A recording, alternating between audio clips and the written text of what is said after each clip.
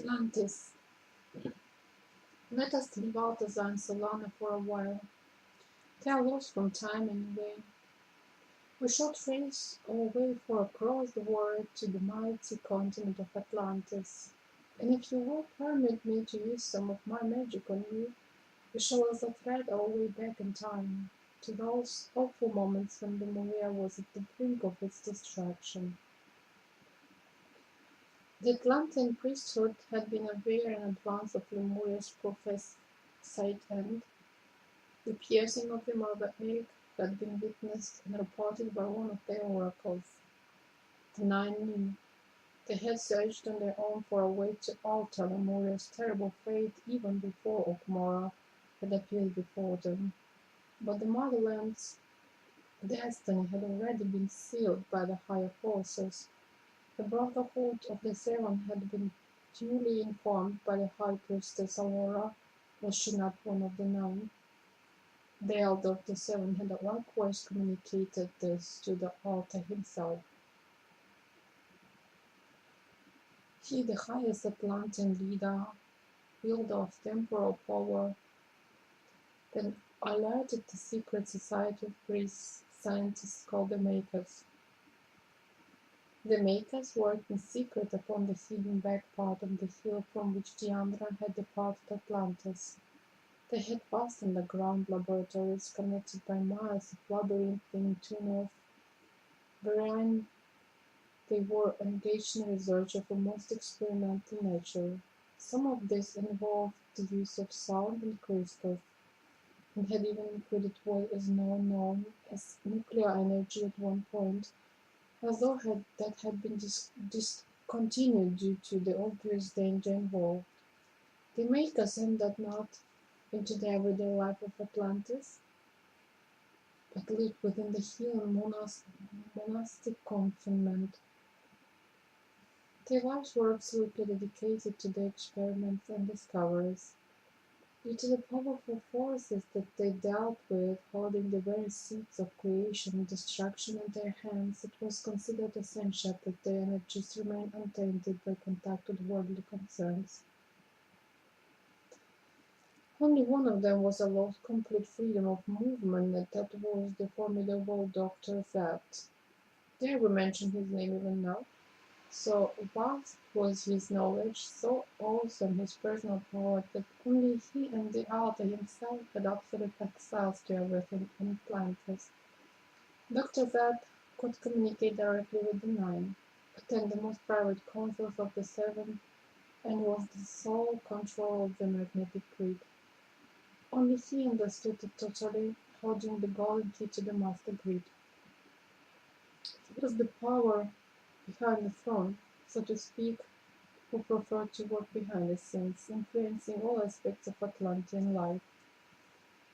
Yes, Dr. Seth was a legend complete in himself, held in awe by all, in fear by many, and loved by few, mainly his beautiful and talented daughter, Namwani.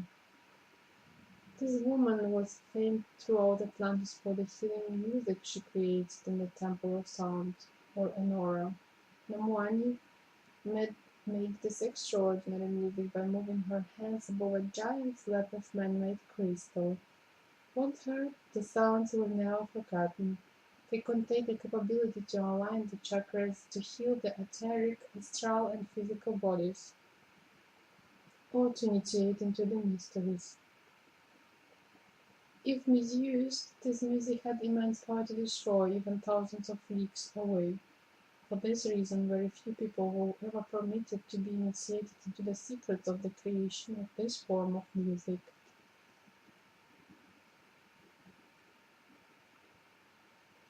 Namwani resided in the Temple of Sound with her two children, the boy called Venian and his younger sister Vasna.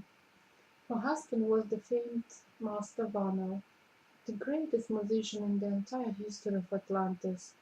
Vana had long ago given up performing in public in order to concentrate on the absolute essence of pure sound. Save for the Master Vana, Namwani was the most accomplished of the handful of musicians in the Temple of Enora. Hermione's young daughter Navasna had been fathered by one with whom she shared enduring love and mutual respect. The eldest of her children, the sensitive Evelyn, was sired by one of the makers named Davod. Hermione had known him since childhood when he had not yet been chosen as a maker nor moved to the hill. Davod was a wild genius, darkly handsome, passionate and unstable. After they had separated as lovers, they remained as friends. Often Hermione and her children would visit him upon the hill outside the house of the makers. Because Hermione's father was Dr. Zab, and since no one dared to question his authority, she was given the secret password and magic gesture which opened the golden gate at the base of the hill. Upon this day she and Davot visited on that secret hill. Nearby her children played quietly together, imagining themselves as small insects exploring the wild jungles of grass which they sat upon.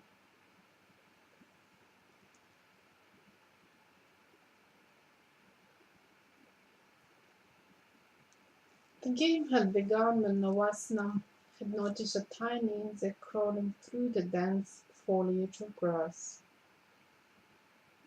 She realized that to the insect the small blades of grass were jungle, while to her the same grass was simply like a carpet under her feet. Calling her big brother to her side with excitement, she patiently explained the wonder of how two very different worlds could exist only inches apart within the same dimension. Hence they decided to pretend that they too were small in order to investigate further that other world. If you really think about this, you shall understand the secret of what art termed the simultaneous dimension. The afternoon was full with the freshness of spring as Hermione sat happily upon the grass, her long wavy hair loose and billowing in the soft breezes. She had large velvety dark eyes and a long slender frame which gave her a deer-like grace. Her person radiated quiet self-contained inner peace with a strong loving heart.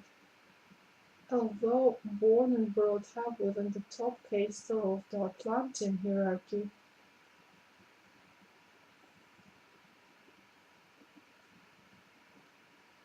Namoani was unspoiled and dedicated to serving her people.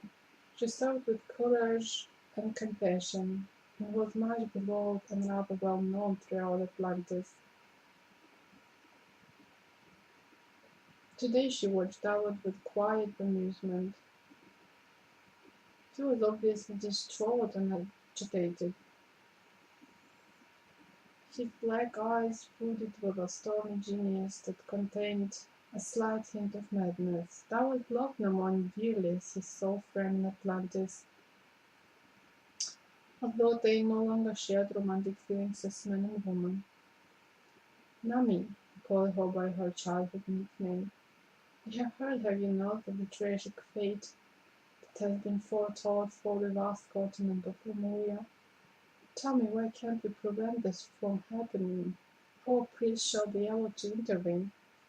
Surely we have the power and the technology. It cannot stand for us to just sit back, to do nothing, and allow Lemuria to be destroyed.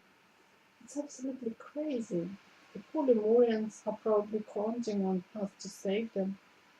I spent most of last night arguing with the other makers trying to get them to intervene.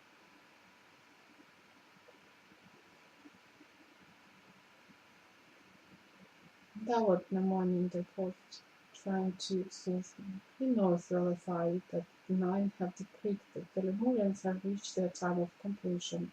It is not up to us to alter the workings of destiny.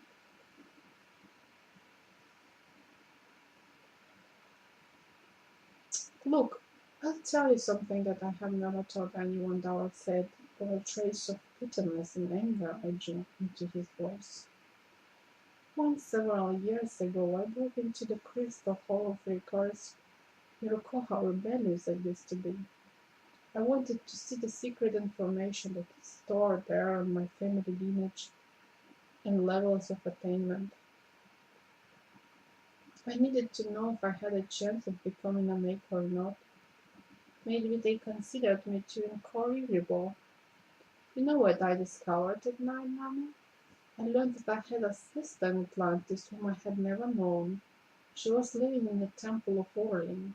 I didn't dare to approach her directly, but I saw her on a few occasions from a distance, and I listened carefully lest I might hear anything spoken about her.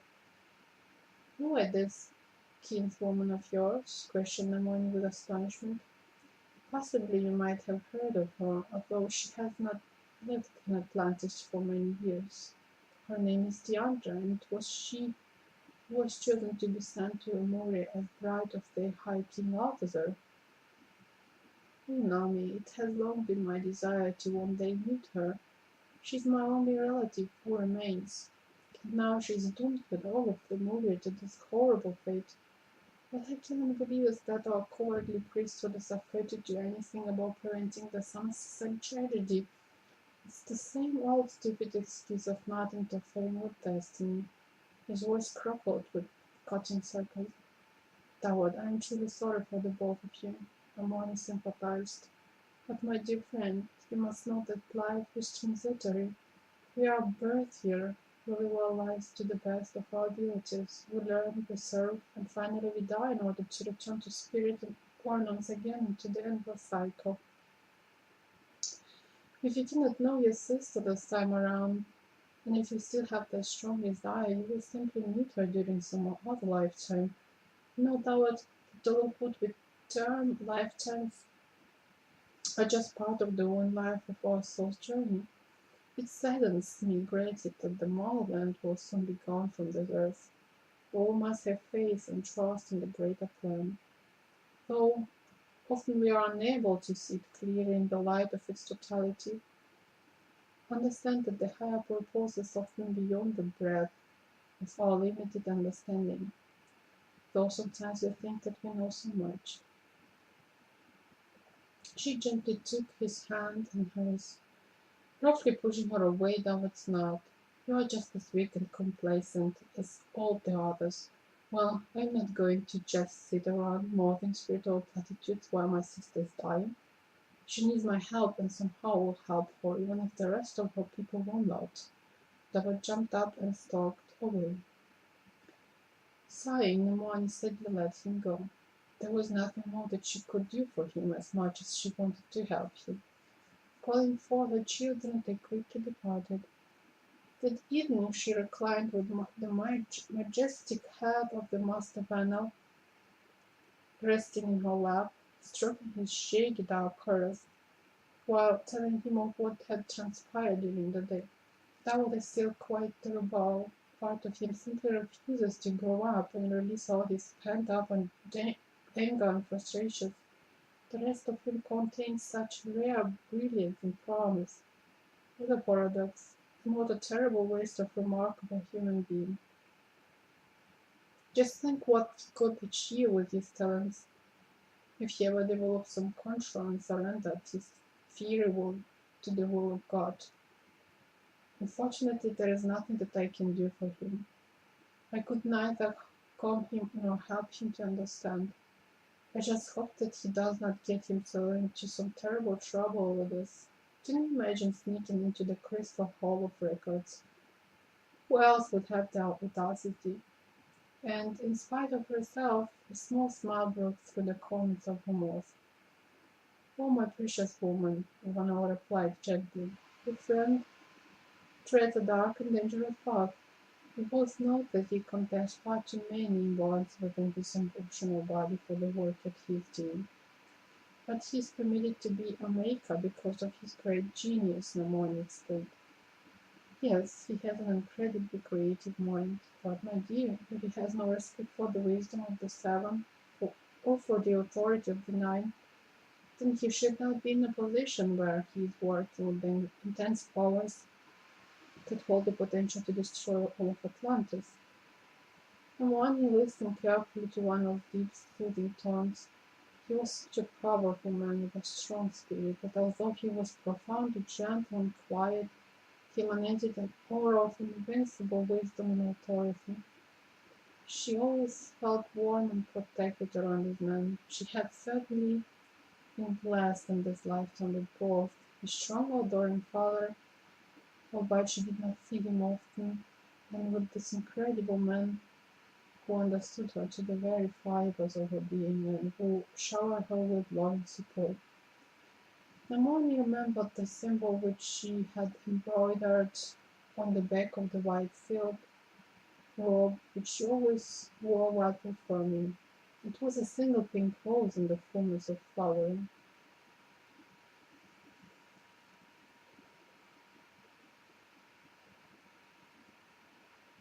She had chosen it in honor of one who had caused her innermost rose to unfold and blossom.